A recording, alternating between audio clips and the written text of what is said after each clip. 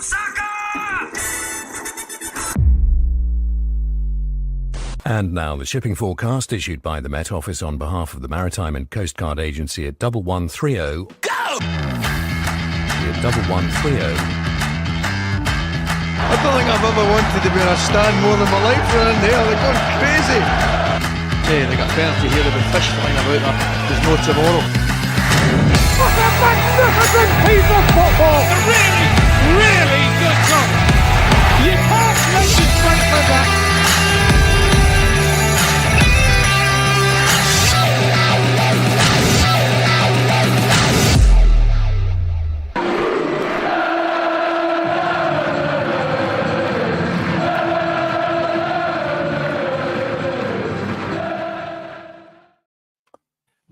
Good evening, everybody. Thank you for joining the DN35 podcast, especially those of you who listen live.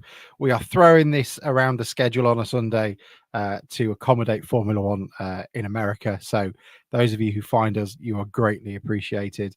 For those of you who download on a Monday, yeah, great. Nice to see you all. Hope you're all right. Mike is with me because we are the only two that really care about our podcast fans.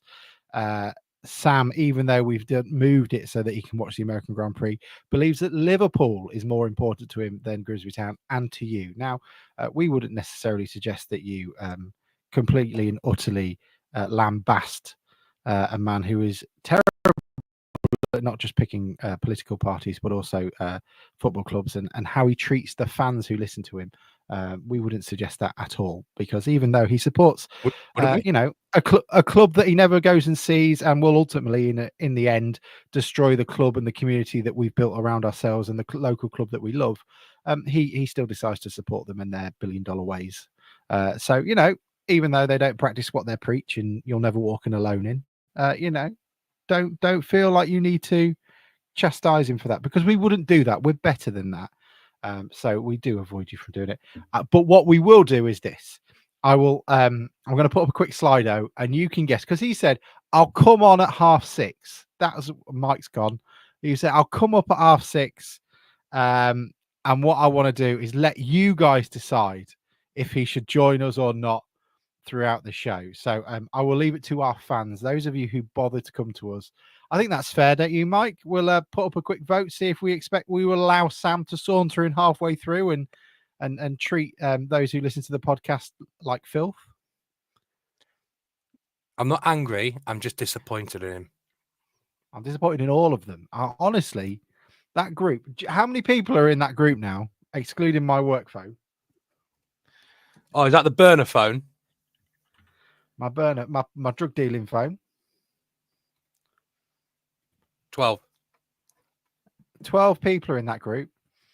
There's 2 of us here. There's 2 of us pulling the weight, and it's your usual happy, friendly 2.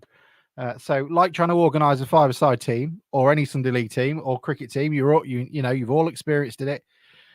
We are here on our own, looking for a pair. So, if anybody wants to join us, you'll be feel free. And those of you who did join us on Tuesday night were very welcome as well. Town obviously beat Tranmere 1-0. We had a little club call on the old Twitter, which will soon swallow itself. You got to say formerly called Twitter. That's what you've got to call it now. No, even international accepted standard. Even the old Muskinator calls it Twitter still. Does he? Yeah, he accidentally called it Twitter. So it's still Twitter. Still Twitter. So yeah, we did that on there. They're good, them. I enjoy them. They're always interesting to hear from other people's perspectives. It's nice that we got a couple of Tranmere fans jump on as well, wasn't it? Smelly, fishy bastards. As they say. Have you clicked it? For your consideration? No. We had some Tranmere fans that joined us who weren't particularly happy about the referee. And do you know what? Let's talk about them. Mike, Grimsby Town ran out 1-0 winners there, because we don't really need to talk about Saturday. We got a bit lucky, didn't we? Yeah, I think a bit is over. It's not doing it justice. I think we deserve to win. I think we're the better team for large parts, and I think we withstood a lot of pressure that they had without really doing too much. But I don't think you can look much further away from the refereeing performance on Tuesday. one of those where we lambast referees from week to week and we never seem to get the rub of the green. Fortunately, on Tuesday, I've never been happier with a refereeing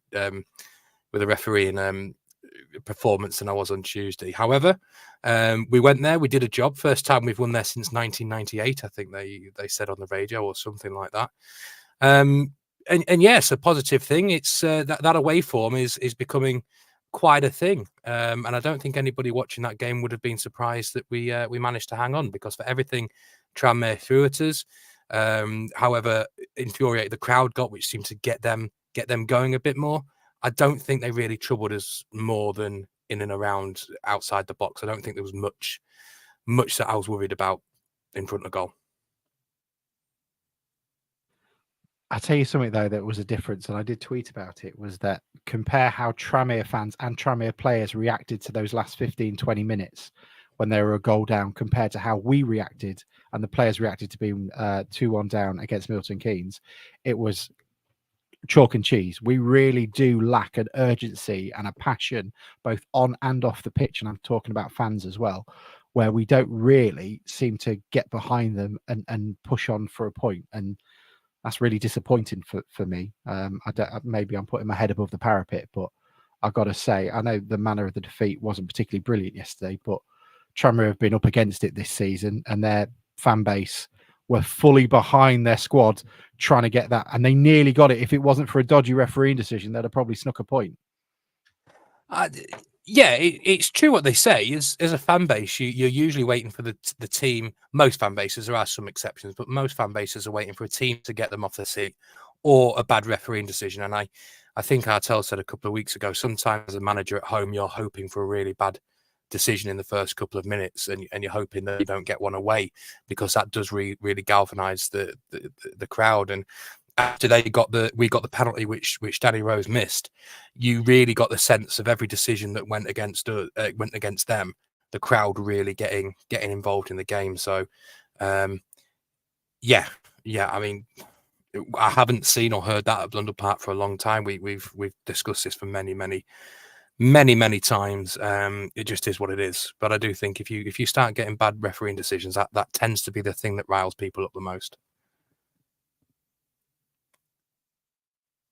You're quite accurate there, but what riled them up before that? Look, that penalty where Warren stood on the guy's foot, that's a penalty every day of the week. Yeah, isn't it? Well, I think what else riled them up? I think it's the penalty is one of these where if it's for you, you're absolutely 100% it's a penalty. It's that. Nice one, Ross. Ross, for those listening, Ross just asked if the fans forum's out yet, because I'd been banging on about that for a while. It's one of the penalty they conceded. It's one of these that if it goes for you, it's absolutely a penalty. Of course it is. If you're the defending team, you're fuming that it's being given against you, and then the goalkeeper saving it. That's just that just adds to it. But then everything did seem to go the way of ourselves. And I don't think Tranmere helped themselves. I said this on Tuesday, that for me as a person, if I've got a team of people that just keep running towards me and shouting at me, the amount of yellow cards that were given out for dissent, even if it's not consciously, something in the back of my mind is the first chance there's a 50-50, it's going to be in the back of my mind how you've been. So I think they probably did themselves out of it because of how they behaved. I don't know what you think, but I don't think running and shouting and screaming at the referee actually gets you more. I think it's one of these things we think it does, but it doesn't. Yeah, it's an interesting one, isn't it? Because you do want to build that cauldron-like atmosphere, and he clearly wasn't influenced. But we've all seen games where referees and officials are influenced by that sort of thing. So it would be, they're certainly not influenced at Blunder Park because there's no atmosphere there at all. So referees just do what they want. They're not going to be intimidated by us. They're more expecting a bag of fish. And thank you very much. Thanks for coming. Shall I tell you, Mike, before we move on, I'll tell you what we do need to say. Do you know who came away with just as many points from Tranmere as Grimsby Town did? Who's that? Mr. Fenwick.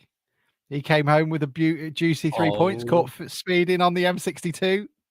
He's kept that quiet, hasn't he? How'd you know that? It was on Twitter. It was on the Twitter.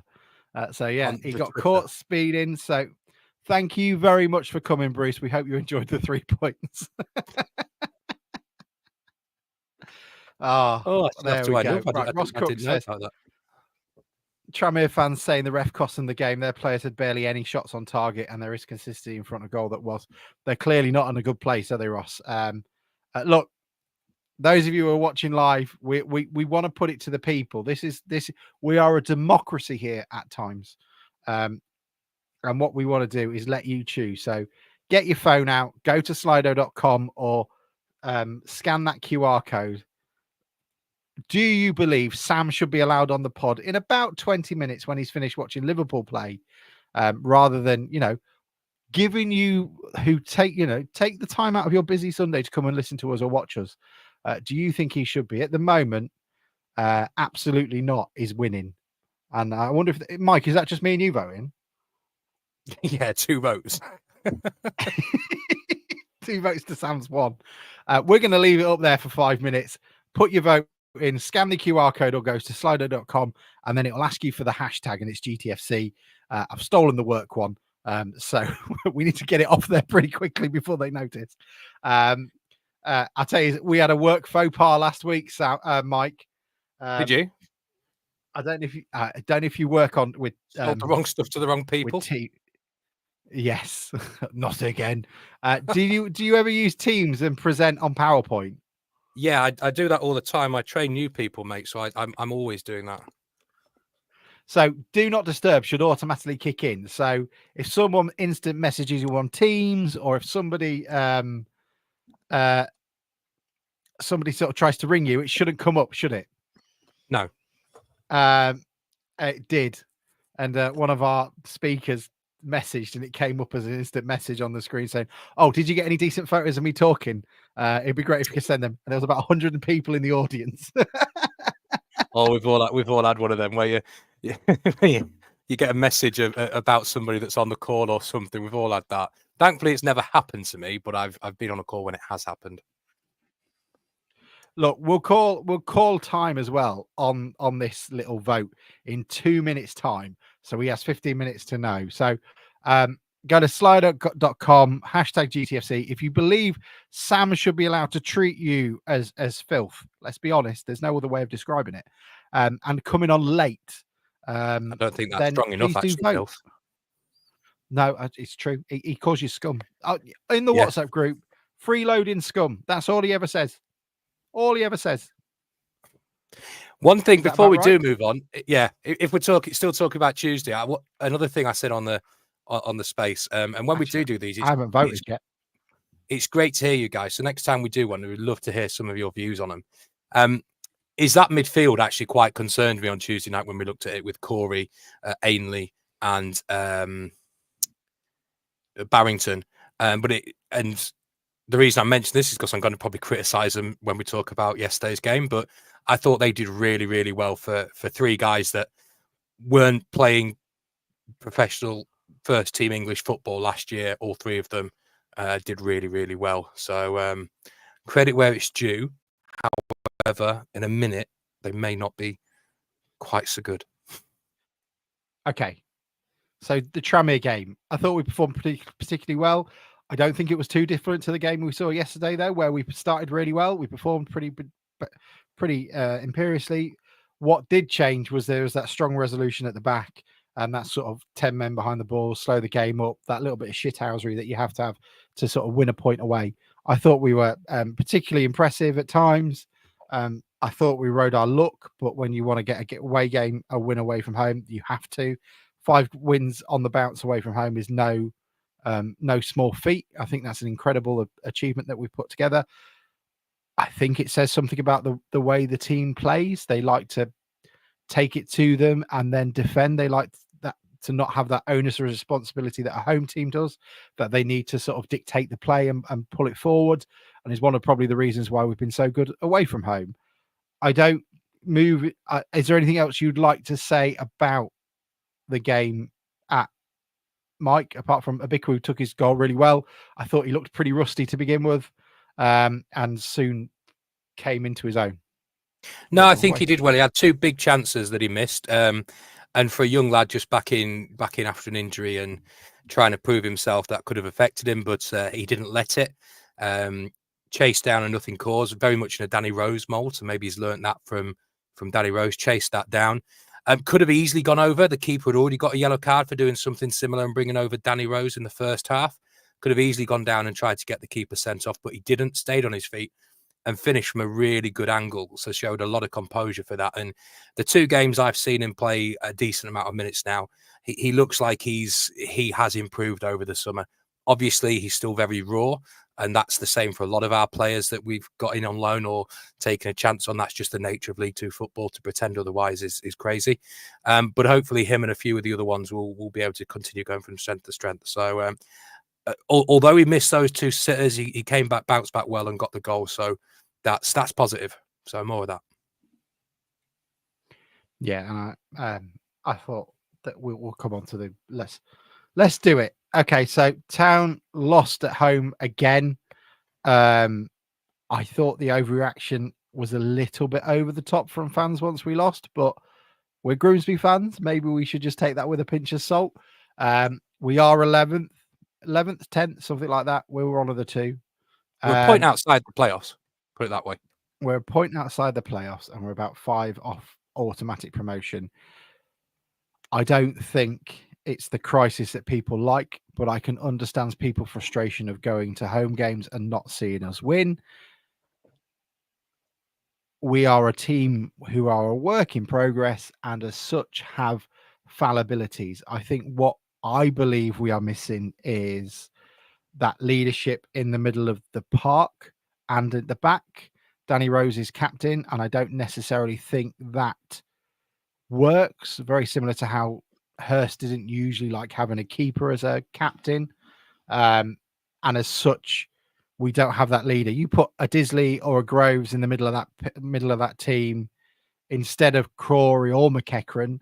I think you have a team that is comfortable and is calmer under pressure. And I think you'd probably say the same if you swapped out Rodgers for someone like Mark Lever, even though it's a championship player from the 90s. I think that sort of calm head and up for the fight mentality is probably what we are missing. And the players do seem to drop their heads when they go behind at home, especially, though I'm not 100% sure we've actually seen what they have to do away from home when we go behind. Yeah, I mean, before we get into the game, just to pick that point up, what we said a couple of minutes ago about the away performances, we obviously have what we're talking about, that bit of grit, determination, and we did it at Salford, we did it at Gillingham, we did it again at Tranmere, where we stand up and counter what's thrown at us. So it's obviously there. So I think anybody that wants to progress the point that it's not, it is wrong. And just that's the evidence of my eyes. You know, if that changes away from home, then I'm happy to change my opinion. But I think it's there. What you say about maybe some senior players, I think that's correct. Don't forget our midfield pairing, our best midfielding pairing that's available to it is Corey and McEachran. McEachran, who's still a young lad, trying to find his way back into the game after coming through at Chelsea and then dropping off a bit. So he's still young. And Corey, who wasn't playing men's football last year. So they're the 2 people we've got in the middle of the park. We haven't got a Green that was playing. We haven't got a Davis that was playing, and we haven't got a Thompson. You know, so there's 3 central players that you would probably think all exhibit leadership qualities. Bigger point, I think what you're right is correct. I did say on social media that it was obviously bad that we've lost 3 on a row. That's got to stop. That cannot be acceptable going forward. But I don't really have time for a lot of the drama around it, where we win on Tuesday, we're brilliant. We lose on Saturday, we're shit. Neither of those points are right or true. Yeah, we're probably in between shit and good.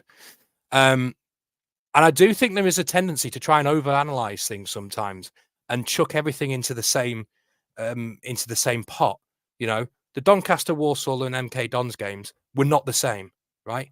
Walsall, we completely fell apart in the second half. Absolutely no problem saying that. Fell apart defensively. Doncaster, I'll be honest, we just played 2 long away games. We looked absolutely fucked from the start of the game. Yeah, I don't think there's anything to do with anything other than We legs. got absolutely shell shocked, and the referee Yeah. ended the game at 3-0. Yeah, absolutely. And then yesterday, dominated the first half, and I think we should have been more than 1 up. Came out after half time, had the best chance of the game, I think, and should have been 2-0 up. We've then conceded 2 really quickly with 2 bits of really bad defending. First off, haven't pressured the ball enough to stop the cross from a deep area.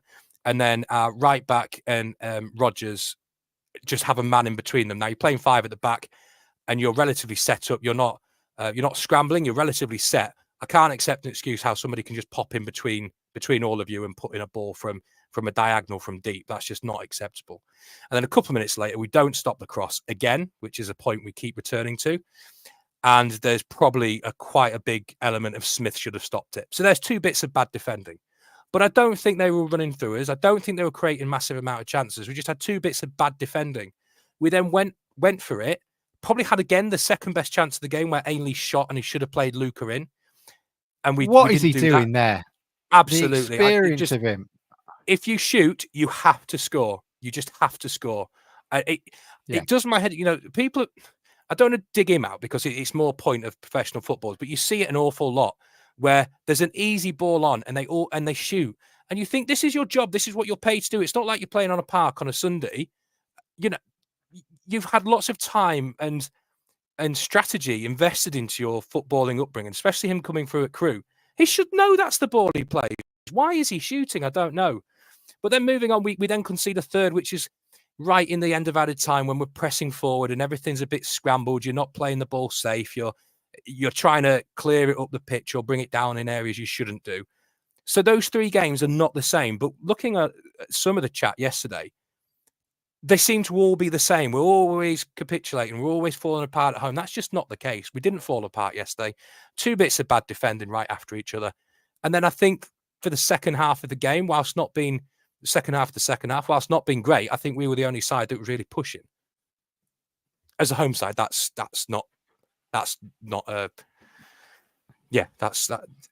be the case. Well, let's go to what other people are saying as well, because it's interesting what people are putting up, and thank you so much for doing so, because if not, it's just me and Mike blabbling on. Jack Griffin says, I've got to be honest, I'm going to start. Exactly. I'm going to start to worry about home form if we don't get 7 points over our next 4. Jack, I probably wouldn't put an onus on it. It's one of these things where we will perform really well against good teams and really shit against mediocre teams. It will be that. You've got a town shirt on. Full well that's how it's going to be. But I understand your thinking. 7 points out of the next 4. Home games the next 4 are easier than the previous 4. Agreed. Let's hope we get something from it. But again, we are a depleted team who are still missing some experience in the middle of the park. But Rose and Abikri working together, I think are something to hang our hat on and to look forward to, because I thought they caused Milton Keynes a lot of problems yesterday. Village Green Vlog says, I think a fit Thompson in midfield provides a bit of experience and calmness. I think he shores up that defending unit and links the defenders to the midfield when building up from the back. And I think that's one of the things we are missing. With the 5 at the back and 3 in midfield, we are light in midfield, which means we don't have that second line as much. But that's as technical as I'll ever get to with that sort of thing. Ross says Smith pulled his hamstring in the second half just after 1-1 yesterday. Not sure why Seb Orton didn't just come on. Jackson was in agony with it. And the rumours, if are to be believed, that will be his last game for Town. And if it is, I can only doff my hat to Smith Jackson for coming in. He's been a brilliant goalkeeper for us in that this short time. And one of the lone players I'll remember fondly. Absolutely. We've got a long list of ones we won't. He's had a few shaky bits, but thankfully not in important times. One of them was in the cup game against Lincoln and things where it don't really matter in that cup. One thing I just to go back to about home form, I understand we've lost 3 on the bounce, and there is a recency bias. Having a quick look a couple of weeks ago and a quick look this week, we'd not lost in 7 of the last 8 at home before that, going to the back of last season, beginning of this season. So we can say, and it's absolutely fact, our home form in the last couple of games has been bad. But I think it does then get built out into a bigger point that doesn't exist about home form just being terrible, full stop. You know, the back end of last season, we got results at Blundell Park. We won and we drew. You know, those Bradford, Newport games, and then we won Bradford in the cup, Cheltenham at home in the league, Bradford in the league, Bromley in the league. We won all those games. So I think just a little bit recognise where we are, and there were a team that is trying to turn from a pretty shit one last year to a good one. That's not a linear direction of travel. It isn't immediate. You're gonna be good. You're gonna be poor in other games, and I think it's just going to take us some time. And it's really important we just give them that time to do it. We're seeing signs where we can see we're going in the right direction. I don't think we can all start chucking our stuff out of the pram just because it doesn't work for a couple of games at home. And I think this is, look, those of you who've watched or listened to this podcast know I can go over the top when it comes to criticising our players when they're struggling. And there are times when, let's face it, we got. I asked you yesterday if you was feeling okay, didn't I? Look, I think there's a difference though. That last season was a lot of players who were taken away for a role and responsibility they weren't good enough to take, and there are others that are here for a last payout. And I get the argument that people make that say players don't come here and don't shirk their responsibilities. They don't do that.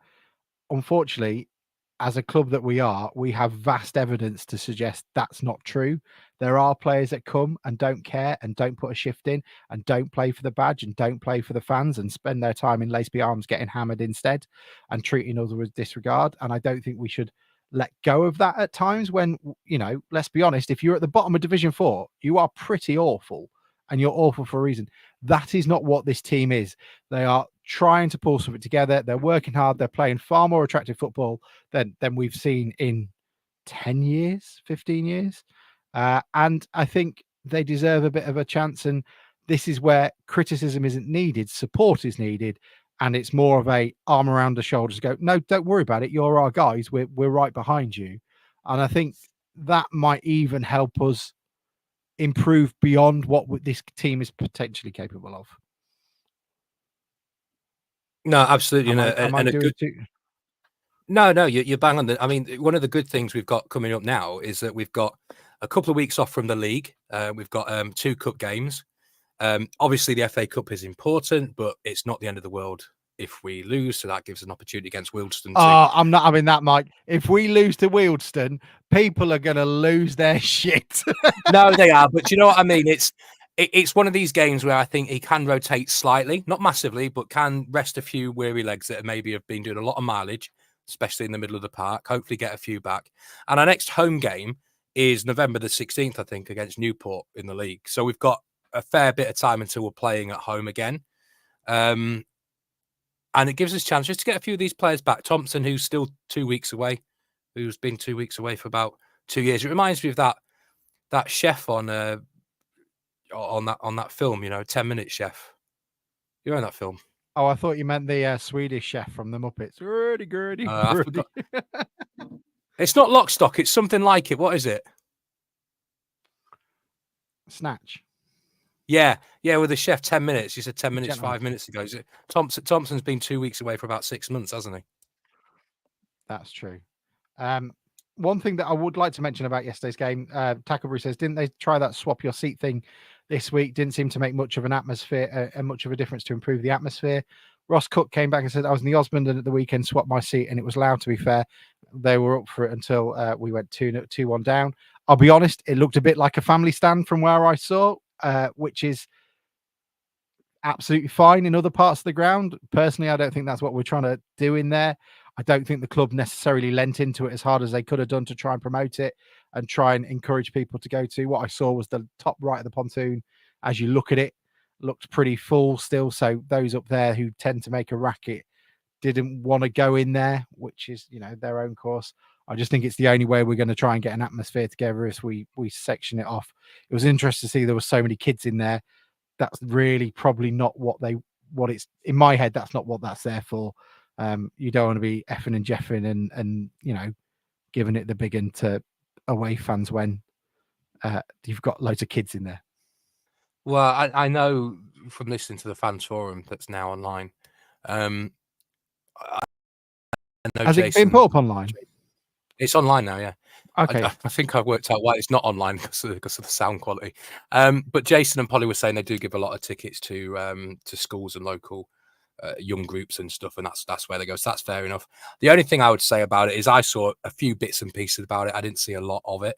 And I hope it's not something that the club try once and then that's it. I think it just needs a bit of persistence, because I genuinely think, like we've discussed before, me and you, I genuinely think that is something that could help it if you try to get people to be able to congregate together. So hopefully it's not one thing, oh, it didn't work that time, it's never going to work. Let's just give it a few goes and see how it develops. And if you are going to give kids tickets, maybe look for a different area where you can give them, whether it be the family stand area next to the main stand or something else, because on those particular games, you want to encourage people. You know, you could even send out an email to those who are in the top right of the pontoon going, come on, we can help you get it over there. Let's bring the atmosphere of the pontoon into the Osmond, where people aren't telling you to keep quiet and to be quiet as well. And go from there. Yes, Mike, we will be talking about Ian Holloway in a bit. Don't you worry about it.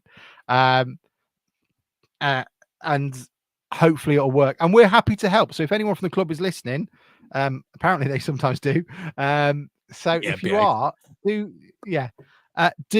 come to us. We'll happily help. You know, if we can. I've seen other clubs where they encourage you to bring your flags. We've got loads of flags. You can see them at Tranmere. Let's put them up at the back of the Osmond or at the front, wherever you can do it. Let's get people feeling like it's a little bit of a home area.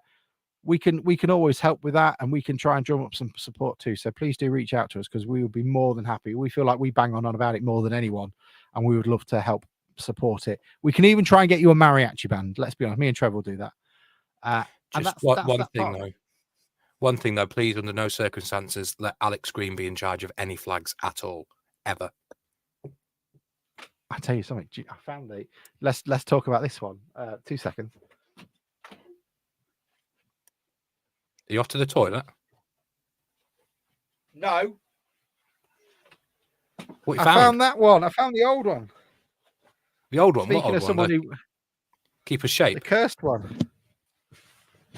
It's really big. What do you mean it cursed? It got us up. It got us up. Got us promoted. Yeah, Pete said if I take it, he'll burn it. So we didn't take it, and we got through the playoffs. So everyone should thank that flag. That's the only reason we went up. I'm 100% sure. Only reason. It didn't go to any of the games during that playoff campaign, and that's the reason that we got promoted. What I will do though is I'll get our old flag. We'll buy a new one. I'll do it this week, Mike. I'll put it on the to-do list. Okay. And maybe if you've got a design, maybe we should do this. Send in a design for a flag if you want to, and we'll get a second one, and we'll get Bruce to have it, and he can put it up somewhere. So I'm throwing the gauntlet down for those who listen. Send your designs in. We'll run a competition, because that's good for choosing a flag and also good for getting interaction. Yes, all about the content. So send us your ideas for flags. You can either send them on Twitter or on Facebook, or we've got dn35podcast@gmail.com. Send it in. The winner, I'll send you a print of whatever you want from our club shop, and also you can have the keeper's shape flag as a prize as well. Or you don't have to have it if you don't want it instead. Well, Paul Hurst is having a bit of trouble over at Shrewsbury. Should we send it to him? That was what, to wrap himself up in? It looks like he is on his way out in Shrewsbury, doesn't it? It really does. He looks he does look a bit fragile there, and you could see. I looked at the starting 11 tweet that came out from Shrewsbury. Oh my god! Oh, it's terrible, wasn't it? He was being burnt to an effigy. So I wouldn't expect him to be there for much longer. I thought I was on Grimsby Town Twitter when I was reading it. It was flashbacks. Bad. Have a look back, and they didn't win either. So let's see how that goes. But don't expect Paul Hurst and Chris Doyle to be there for too long. Speaking of managers that have risen from the grave, talking about a horror fest, the bullshitter that is Ian, I can't keep my mouth shut, Runaway, is back in football. If you haven't seen this already, he has joined the collapsing clown car of League Two Swindon Town, and he's there with his pork pie hat on, with his bravado and bullshit. And Grimsby Town fans in their hundreds went to tell Swindon and Swindon fans exactly what a good job it is to hire Ian Holloway. Mike, what were your thoughts when you saw him rise from the grave? So my first thought was it's hilarious. My second thought was sympathy to Swindon fans. I don't think I stop it now. I think any Swindon fans that are looking into the history of what in town should be quite concerned with what's going on at their club. And then you saw him. I've seen on social media all these videos of him speaking to Big Knot and Gav Gunning. I mean, honestly, well, hang on, Mike. Do you want me to Gunning. give you the? Do you want me to give you the rundown of the former Grimsby Town players that are there? It's bonkers because it is incredible. Manager, actually, hang on. Let's do this properly. Let's get some. You need a top 40 countdown or something now. We do, don't we? But so this is the Swindon Town and the Grimsby Town blockade of shite that is there. Ian Holloway is your manager. Then in your coaching staff, you've got the calm head of Marcus Bignot, who will sign any midfielder that is anywhere within 15 yards of him. You've then also got the level-headed Gavin Gunning. And then you've got Stephen Mildenhall. And then the piece to resistance, and I'm not sure if you know this, Mike, but heading up their youth team is the wonderful, don't come near me with your 5G COVID, Danny Rose is there as well. Not the good one or the other one, the mad as shit one who helped us get relegated. Or the one after that. What a mixture of horse shit. I feel sorry for Swindon. And obviously, we will be helping you encourage go along to say hello to Ian Holloway when he comes back to Blundell Park with his bullshit and bluster. What could possibly go wrong with that list of people? What could possibly go wrong? Did you see him? Everything. Did you see him yesterday? There's people on social media and they're recording him running up and down the stand, chatting to people and chatting to the coach and stuff. And it's all about him, isn't it? He did it with us. Can you not remember when he came around Crawley and shaking everybody's hand? Yeah, he's like a Greek dad at a wedding, wasn't he?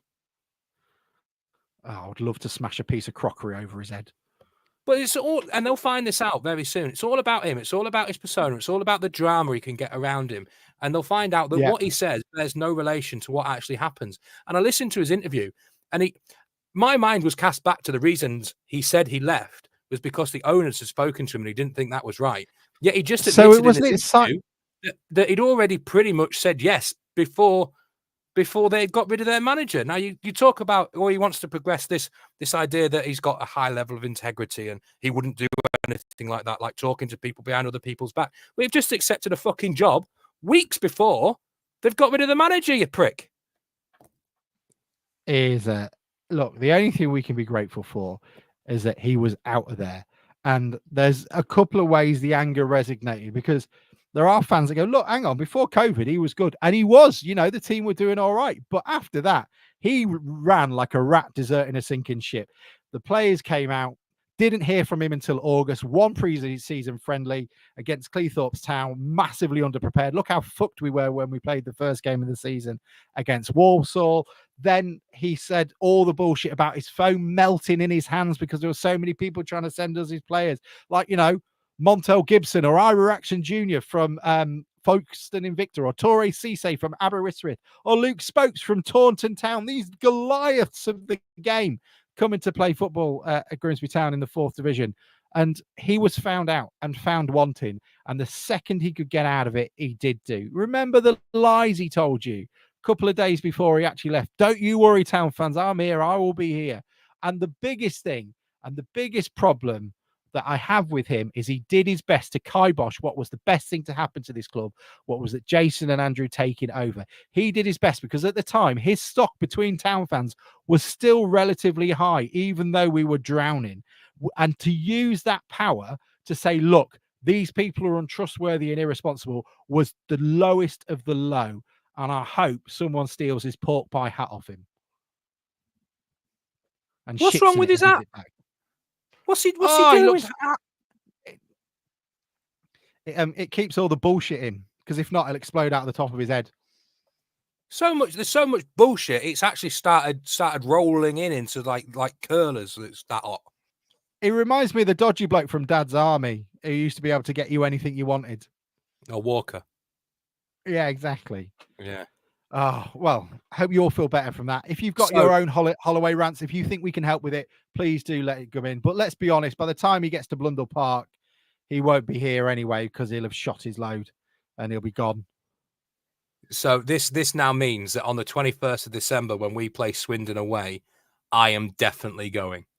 I am Me not going to too. miss up an opportunity of going across the country on a train to call Ian Holloway a twat, because I'm going to do it.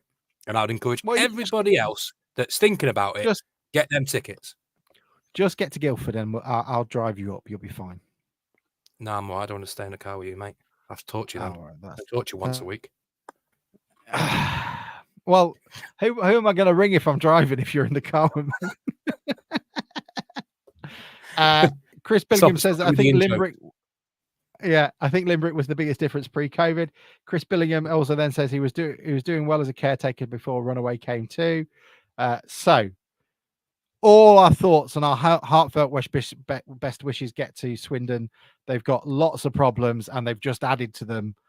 And we can't, send you our sorries enough, thoughts and prayers until we play you. Then we want to see you capitulate. Did you clip what Richard said? I didn't do any work because I was not bothering. Oh, we'll bring that to you next week, sports fans.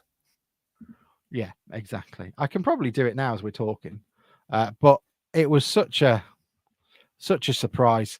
Anything else we want to talk about, Mike? Because we are running out of time. Usually the bullshit will help us cover this bit. No, my niche is sort of fallen away now because there's nobody taking us away for me to bring us back to anything. We've sort of been at everything. We've not been talking about which field Bruce walked through in the 70s or anything like that. Where is it? Really? Hey, Bruce? I don't know why. Yeah. Where's he? Well, where is he? He's not on parade. Do you want to hear what Rich had to say? Well then. Currently on a boat in... Hang on, the volume isn't loud, is it? Sorry. Let's go with this. Turkey, which I've conveniently named HMS Pistol League. Look what they're playing. This was filmed before. Destination is promotion. As I look around, there's lots of genuine fake designers, a lot of White Fox, with Gucci, things like that. But none of them are as fraudulent as the bold fraud that is Ian Holloway. And as well, joining him is another bold fraud in Marcus Bignett. So, talk about two men fighting for a comb. God love them. God love you. UTO. Currently on a boat in... That's our foreign correspondent. Yeah, Rich Young getting his teeth. The budget is out of control, Alex. The budget is out of control. Chris Billingham says Bruce must be getting his calendars ready for next Sunday. He probably is, actually, Chris, to be perfectly honest. Whether we let him back on for deserting us. 12 of them. Yeah. 12 of them. I'll tell you something. When that award show coming, there's enough people clamoring for tickets. Oh, what are we going to do with him, Mike? I don't know. I'm up in Grimsby next week. I'll have a word with him. I'll go around and knock on his door. Yeah, exactly. So you should. Yeah. And that's anything else we need to add to it. We've got obviously a game coming up next week. I don't know who it is. We've got Man City on Tuesday in the Mickey Mouse Cup. And then we've got Wealdstone at home in the FA Cup on Saturday. There we go. Wealdstone back in the FA Cup again. What screams 1-0 defeat at home louder than Wealdstone at home in the FA Cup? When we so the next league game is Wimbledon away on the 9th of November. I got my ticket. I told you on Tuesday. I bought it on the I've space not got on it Tuesday. Yet. Well, you're banging on and moaning about it on the space on Tuesday, and then you haven't bought it 5 days later. Hang on, let me get one. Do you know how much it cost? 30 quid. How much? 30 quid? To get it and get it delivered here. 30 quid. I don't want it delivered, though. Can't I just pick it up from there?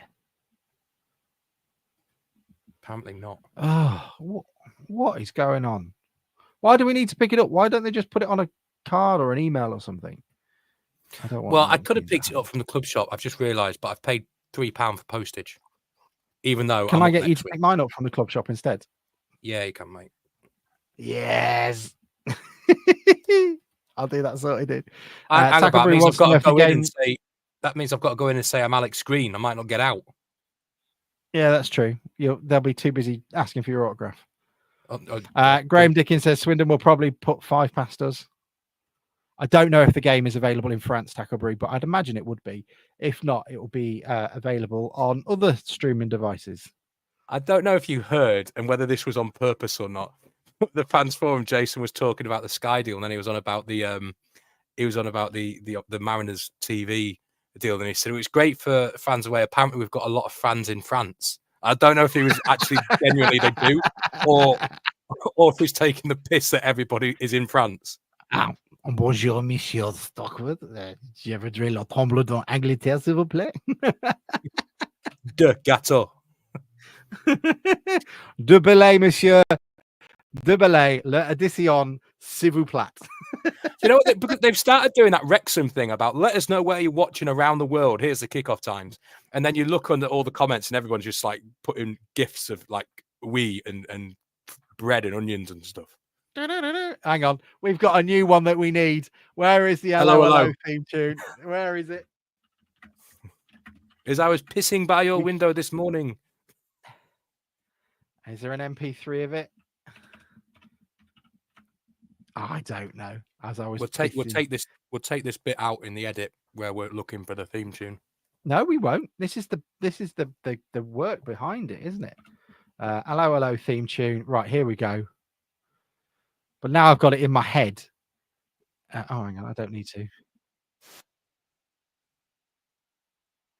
Do we have any regard for copyright on this podcast? No.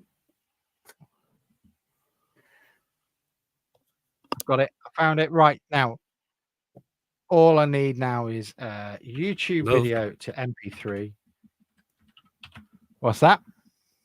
You said all you need now, and I said love. All you need is love. Can we get that? We're going to get blacklisted, aren't we? Verify I'm a human. I am a human. Download it to MP3. Thank you very much.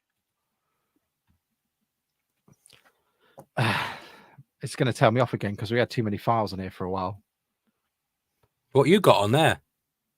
Yeah. Is this why you've got this toilet roll to hand? What toilet roll? Well, last week when you dropped your drink and you magically had toilet roll just to hand. You know the toilet's next here. The toilet, literally, I could probably flush the toilet if I put my hand here. That doesn't explain why the toilet roll is not in the toilet and is in your little studio. It's because I spilled beer everywhere. There you go. This should be our walkout music. Oh my God, that's Grimsby Town's music. Oh no, it's Thomas Pino. Who I'm looking at, Frenchman. I tell you who I'm looking at, the Frenchman. The Frenchman was an absolute disgrace when he went on. It's all I'm here for. This is the only thing that keeps me happy.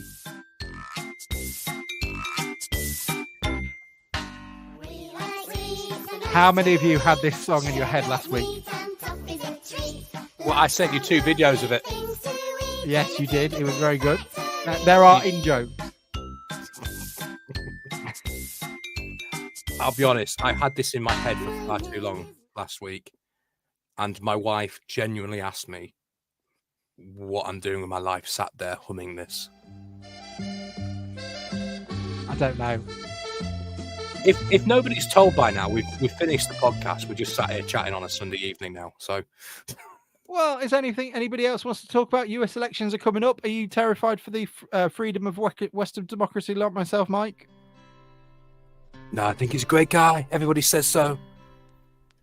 I really like those Mariners. They're the best Mariners. Yeah. Everybody says so. Did you see Danica Patrick has come out as voting for Donald Trump? I saw she came out and she was on about some conspiracy theory with 5G masks and stuff as well. Was she? Her and Danny Rose hand in hand? Yeah. That's a very niche reference. There's not many people going to know who Danica Patrick is listening, are there? Yeah. Well, turn on to the Formula One in that 5 minutes and you'll have an idea. Who do you reckon Donald Trump's favourite Grimsby Town player would be? Oh, that's a good one. There you go. Ashley Stanovic. It'd be somebody who plays on the right wing. Hey, political satire. Whack, whack, whack, whack. I don't know. Who would be Donald Trump's favourite Grimsby Town player? Well, they wouldn't be foreign, would they? He wouldn't like that. It's got to be bombastic.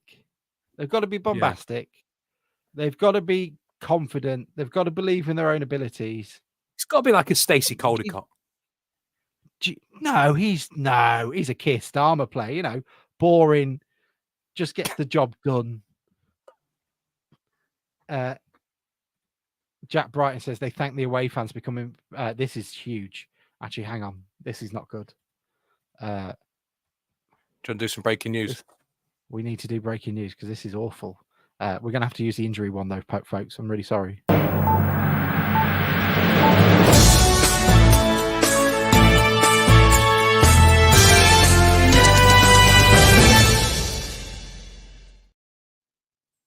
Breaking news, according to our correspondent Jack Brighton, despite repeated warnings from Bruce Fenwick, Grimsby Town Football Club have once again thanked the away fans for coming to Blundell Park.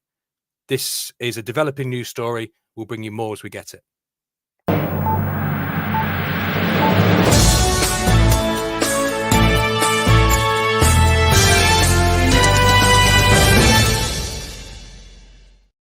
Unbelievable. I want a job at Sky. I think we're already halfway there. We could definitely get a job on GB News. The graphics are better than GB News. They are better than graphics. Yeah, exactly. Chris Billingham says they've been doing it. Hang on. This is a developing story as we go. Breaking news.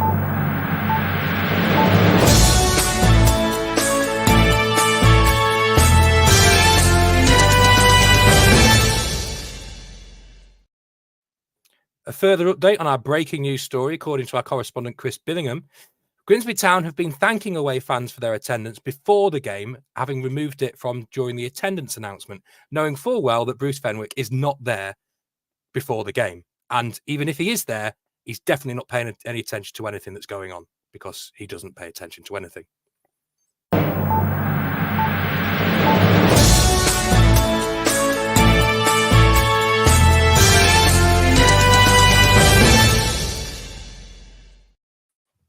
So is this a... Oh, hang on. I've balls. Fucked it. Icarus flew too close to the sun and I've left... News don't want us now. Yeah, left the John Tonda thing up at the top. What can I do with this? Hang on. Oh, that looks weird. I'll play about with that after the show. You can change the names of people. I'll play... Oh, what? Hello. Are you okay? You found this several times before and shown us. This is they've updated it since. Now they've made it blue. I didn't say you could make it blue. Oh, Sam will be happy. Yeah. Go on then. So Donald Trump's favourite Grimsby Town player. Well, first and foremost, his favourite manager, Ian Holloway. Without doubt. Yeah. Absolutely. Donald Trump's favourite player. Maybe Elliot Whitehouse. He got done for racism, didn't he? Don't think it was racism. Well, he had a go at the travelling community. I'm counting that as racism.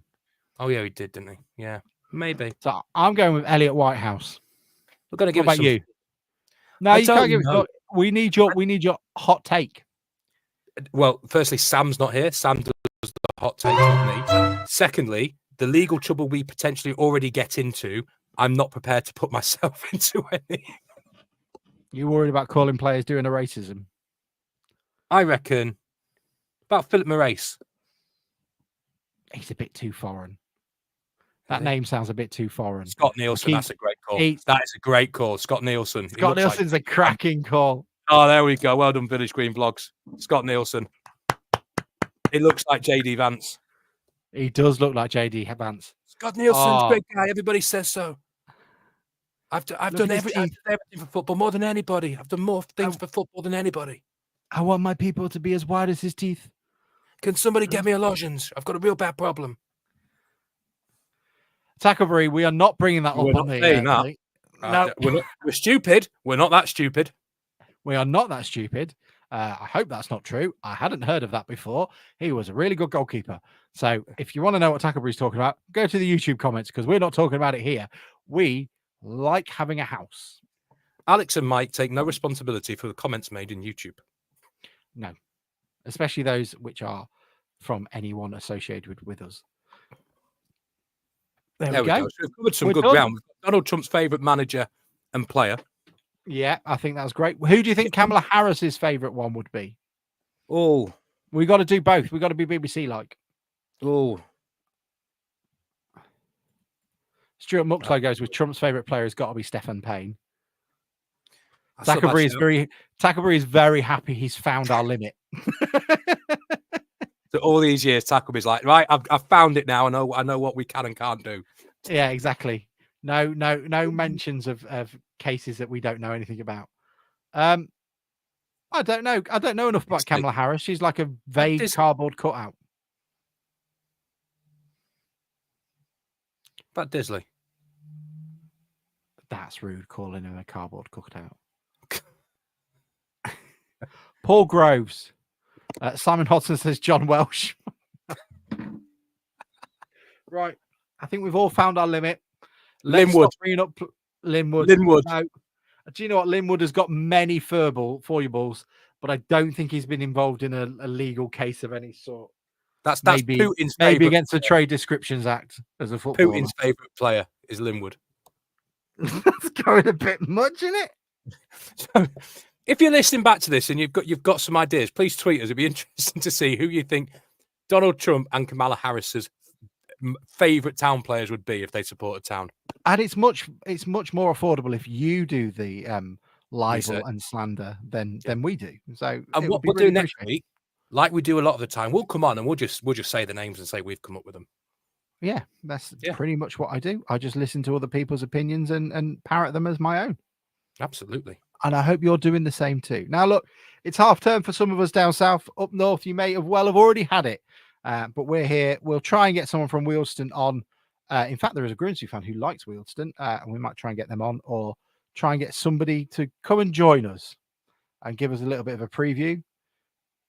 Yes, Mike, you've got a question. Bespectable man at the back with a new haircut. Do you know when Sam says he's going to jump on at some point after the Liverpool? Do you think game? he saw the? Do you think he saw the? 20 minutes ago.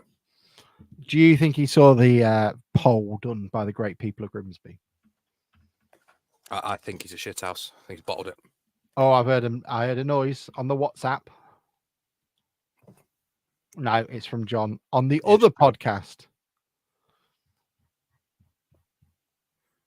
Let's go with it. Sorry, all half-term chaos this week, so not easy to be getting on. Do you know what, John? I thought it was only my kids on half-term this week, but there we go. John lives down here. Yeah, yeah. Well, I've got half-term this week. Half-term next week. I've got half-term this week. Next week. I've got half-term. Yeah, half-term next week. Yeah, so I'm off next week as well. This helps, does it? We're just. Why did you go to a school? Did you work at a school? Why are you off? Who? Oh, because you've got half term next week. I've got loads of holiday to take. I tell you what, you've had a rough. You're not looking good for your age, mate. If you're off school next week, they kept me back. It's the Casey Arbor School for you. Anyway, we're done. We've nearly done an hour. I'm surprised we've winged that. I thought we did really well, considering it's only two of us. Thank you all so much for joining us. We will try and get someone from Wealdstone on, and we'll try and arrange a podcast where we can talk to them.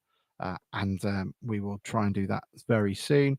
Thank you so much for joining us. If you haven't done it before, like and subscribe it on YouTube because apparently that helps. Subscription helps anyway. So do that. And if you listen to it or watch it live, can you please do us a favor and download it?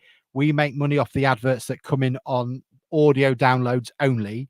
So if we did that, that would be amazing. It would, it's almost split 50-50 now. So please do that. And if you'd like to sponsor the podcast, do let us know, because we are nothing but corporate whores. Also, if you listen on Apple Podcasts, just go down to the bottom and just click one of the stars, preferably the 5 or the 4. Not the 1 star. Come on. Don't be shithouses. But you just go down and give us a little rating. Because it helps with ad revenue, which helps for us having better equipment, and Sam not looking like he's an IRA terrorist in the 80s. We might be able to afford someone better than Sam if you do that. People haven't thought you that. pay Sam. You don't pay me. No, we don't pay Sam, but we could pay him off and he could go away. Or, we just wait for him not to turn up on the pod. Bit harsh. Pay somebody to make him go away.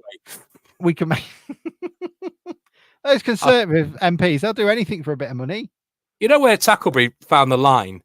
I think hiring a hitman may be a bit past what Tacklebury said. Oh, you could probably hire a hitman for a decent rate. How much do you think it is to hire a hitman? I don't know. I don't want any part of this conversation. I think it would be like you can get a professional one that has the whole rifle situation, but shows the work I do. You see the professionalism in that, the rifle. But surely they would just hit you with a car. Just hit you with a car, stolen car, bang. Even if you get caught, it's 3 years in prison. Keir Starmer lets you out after 3 months. Sorted. But I say, if I get hit by a car in the near future, somebody check Alex's hard drive. It's not an accident. All they'll find is a load of podcast recordings.